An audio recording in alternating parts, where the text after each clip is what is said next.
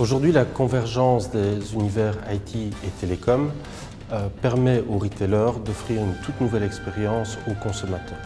Avec l'évolution des nouvelles technologies, les détaillants doivent s'adapter et construire une relation unique avec leurs clients.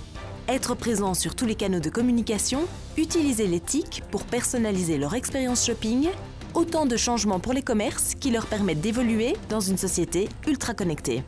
Il est clair que l'Internet a influencé énormément le comportement d'achat des consommateurs, surtout dans le non-alimentaire. On sait que 2/3, voire 3/4 des achats commencent sur Internet. On va s'orienter, on recherche ce qu'on va acheter et ça a changé pas mal de choses dans le monde du commerce. Donc la technologie permet au consommateur de se renseigner, mais il le fait aussi en magasin et ça veut dire que les commerces doivent réagir là-dessus. Tout d'abord, la porte d'entrée du magasin n'est plus la porte d'entrée parce que j'entre déjà dans un rayon. Quand je vais acheter une télévision, j'ai déjà fait une certaine sélection, donc je m'approche de façon différente. Deuxièmement, quand j'approche par exemple un vendeur, eh bien souvent en tant que consommateur, je connais beaucoup plus du produit que le vendeur lui-même. Donc voilà quand même des tendances très importantes qui ont été facilitées par la technologie. L'évolution des TIC dans le secteur du retail est fondamentale. Évidemment, ça va bouleverser les comportements d'achat, mais ça va surtout bouleverser l'expérience client.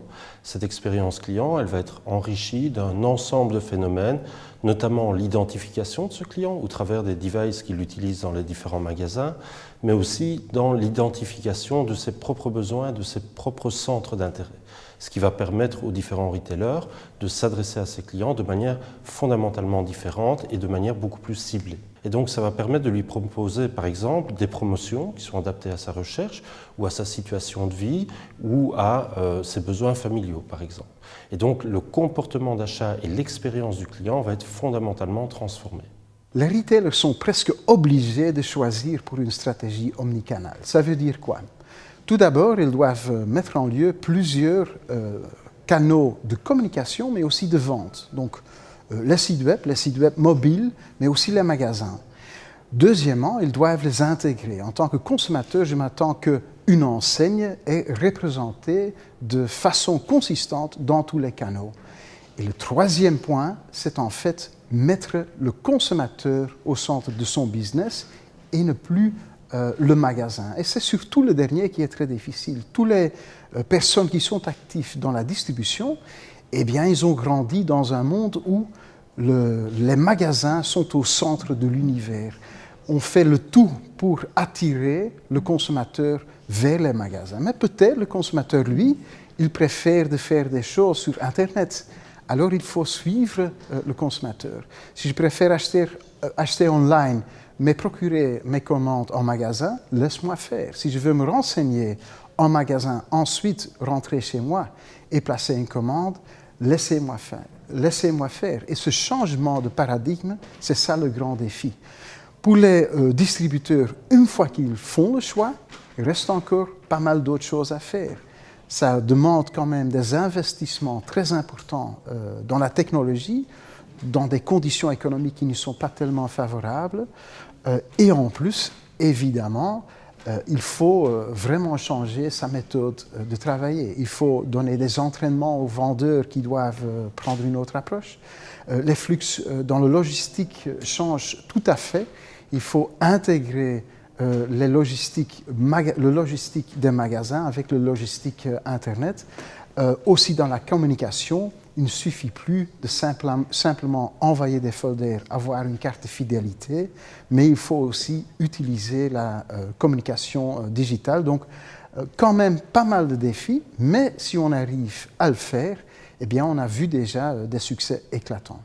Ces nouvelles stratégies s'appuient évidemment sur la technologie. Alors la clé avant toute chose, c'est d'avoir dans les différents magasins des réseaux data qui sont robustes et fiables, qui permettent de garantir du 24/7 et donc qui permettent l'échange de données dans les deux sens, tant du client vers le magasin que du magasin vers le client, en permanence. C'est évidemment la clé.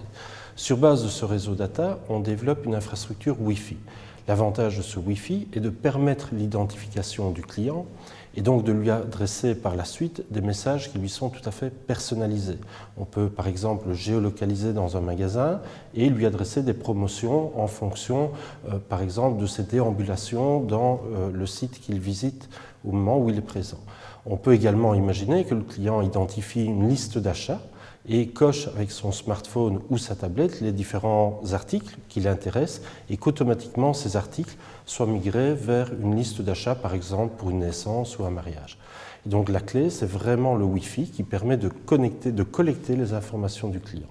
Ensuite, pour fonctionner, ces différents réseaux, ces différentes briques ont besoin d'une couche applicative, d'un logiciel qui va évidemment traiter les informations reçues et qui va être en mesure de restituer vers le client final un ensemble de messages à caractère commercial et qui va pouvoir évidemment modifier son comportement d'achat.